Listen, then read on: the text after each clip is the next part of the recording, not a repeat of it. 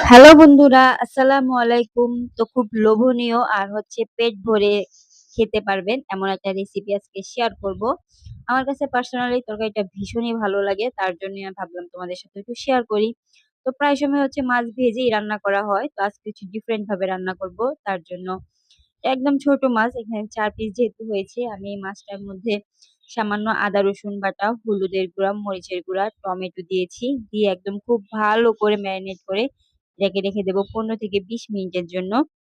দেন ১৫ থেকে ২০ মিনিট পর ফিরে এসে এটাকে সামান্য একটু পানি দিয়ে আরকি মানে রান্নাতে বসিয়ে দেব।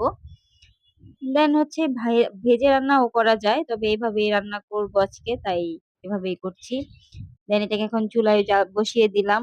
এটা যখন প্রায় হাফ হয়ে গেছে, মানে মাছের কাঁচা গন্ধটা যখন চলে যাবে, তার মধ্যে একটা আলু কুচি করে দেব। এটা আলুটা অপশনাল, যদি কারো ভালো লাগে তো দিবেন, না ভালো লাগলে দিবেন না। আমার কাছে পার্সোনালি আলু অনেক বেশি পছন্দের। তার জন্য আলুটাকে আমি দিয়েছি। আর এই দেখো, কথা বলতে, বলতে আমার তরকারি প্রায় হয়েই গেছে। দেন এখানে শুধু ১ চামচ জিরার গুঁড়া এড করেছি। অ্যাকচুয়ালি ভাজা জিরার গুঁড়া দিলে তরকারির টেস্ট দ্বিগুণ থেকে ৩ গুণও বেড়ে যায়। আমার কাছে ভীষণই ভালো লাগে। আর এই আমার তরকারির ফাইনাল লুক। তোমাদের ভিডিওটা কেমন লাগছে অবশ্যই কমেন্টে জানাবে। আর আমার চ্যানেলটাকে সাবস্ক্রাইব করে